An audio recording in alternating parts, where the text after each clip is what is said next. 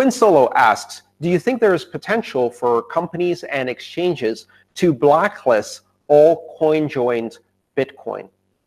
I hope one day Bitcoin will include a full privacy solution on the base layer, but until then, CoinJoin seems to be the best way to achieve reasonable privacy when purchasing BTC through an exchange or some other place where they have KYC.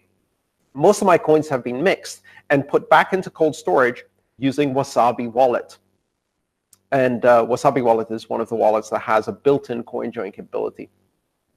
Do you think there's a possibility of not being able to sell or spend those Satoshis due to them being tainted? Now, the type of CoinJoin that Wasabi does is what's known as an equal output CoinJoin, where all of the participants are mixing with the same output amounts, which is one of the most effective types of CoinJoin because it's impossible to unravel after several rounds. Not impossible. It's extremely difficult to unravel after several rounds of CoinJoin.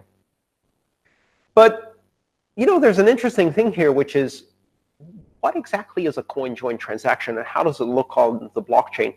A CoinJoin transaction is basically a transaction where multiple parties join together. So it's a transaction where it's not one person making the transaction. It's multiple people signing a whole bunch of inputs that belong to multiple people and creating a whole bunch of outputs in the transaction that belong to multiple people.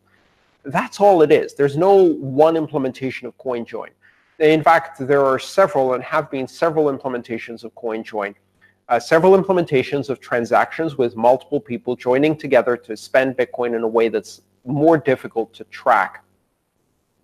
Now, if you have a transaction with 2 inputs and 2 outputs, is that a CoinJoin transaction?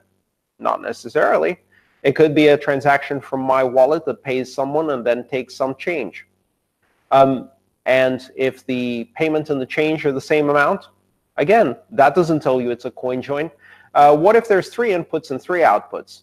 Well, maybe that looks a bit more like a CoinJoin. What if it's 10 inputs and 10 outputs? That kind of looks again like a CoinJoin, but it's also the kind of transaction I would do to run payroll in my company when I have to pay 10 employees in Bitcoin, and I'm not going to do that in 10 different transactions. I'm going to do it in one.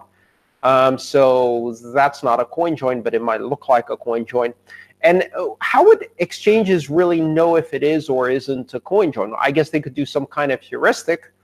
And then they're going to catch a lot of people who are not doing CoinJoin transactions, and they're going to have some real problems if they start tainting coins that way, especially if people start structuring their wallets to make more CoinJoin transactions or make more transactions look like CoinJoin.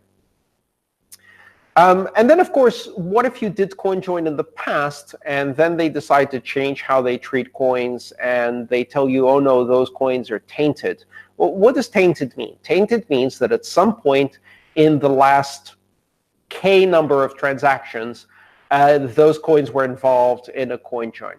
What value are you going to give to that number K? So how many hops or how many previous transactions are you going to look at? If you look back more than a dozen transactions, you're going to run into something that's tainted, which means that you can't go that far back. If you're an exchange, you can't blacklist after 12 normal transactions because the 13th transaction in the past was a CoinJoin. So if you have CoinJoined coins, all you have to do is do 13 consecutive transactions to yourself, regular transactions where you just bounce them from address to address to address to address to address, and then they're no longer tainted. In general, when it comes to tainted coins, this mostly catches those who are unaware of these situations involving with exchanges, because no matter how many hops they look back, all you have to do is, if they look at K hops back, you jump K plus 1. You create K plus 1 transactions to yourself, creating K plus 1 addresses, and the last one isn't tainted because the last K are not tainted. K plus 1 is tainted, but they're not looking that far back. And if they keep increasing K, eventually they reach a point where everything's tainted and they can't use that heuristic because then they have to shut down their exchange. So, and how much does it cost you to make a new transaction with a new address? Remind me. Oh, right, just a transaction fee.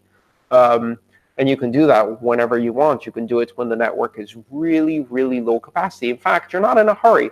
You're sending from your own address to your own address. How much in a hurry are you? I can wait 200 blocks for a transaction like that to go through. I'm going to minimize the fee, so it's not that expensive to do. Of course, you have to pay the computational fee for creating a new address, which is $0.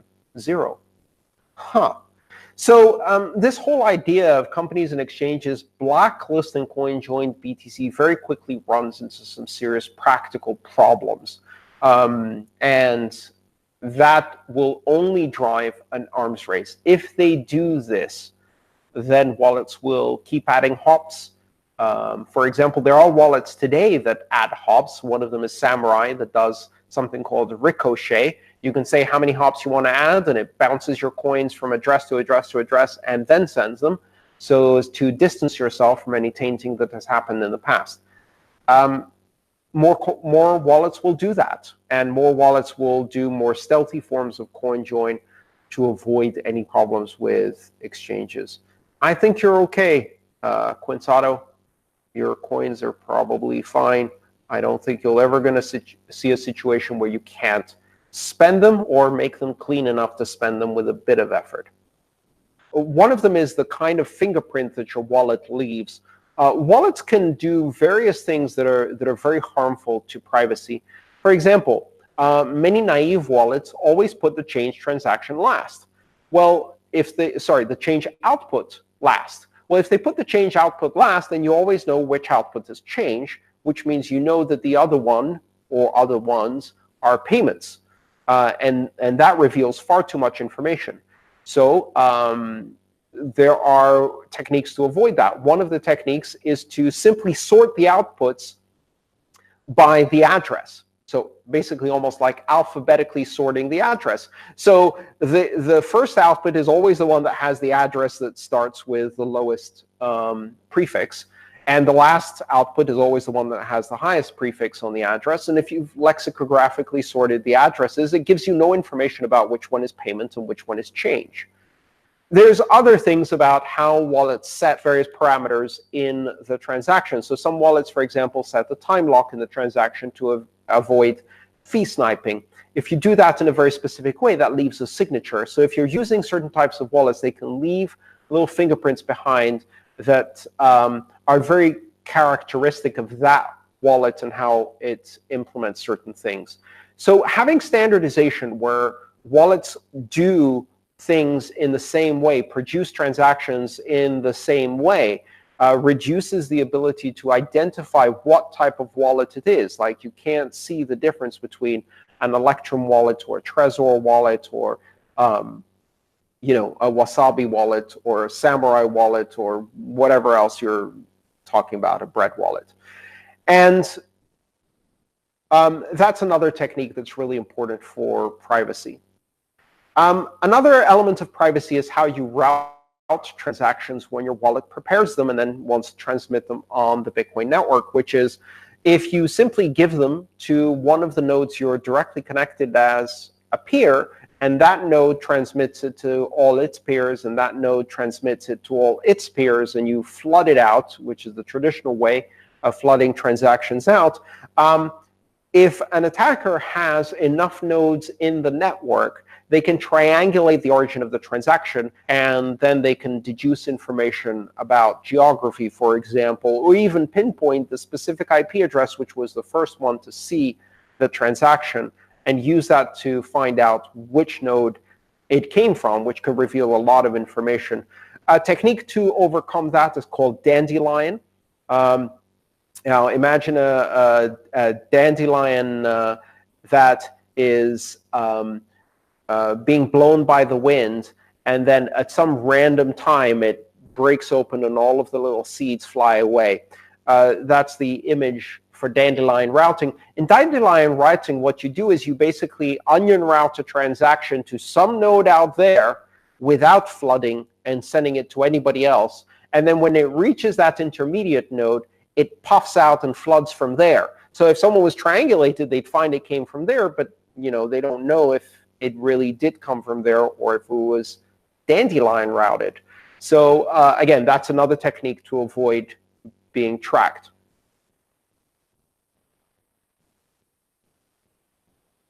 Another technique to avoid being tracked is, of course, using the Onion router network, Tor, in order to both connect your node to other nodes, as well as do transactions with your node, or even connect your wallet to your node if your wallet is not running on your node, using your own node instead of an SPV wallet or some other lightweight client, and certainly not using a third-party custodial service. So again, privacy is something you use in layers, and you need to apply several layers of privacy in order to achieve a high degree of privacy, and it's never perfect. It's never perfect. There is no silver bullet.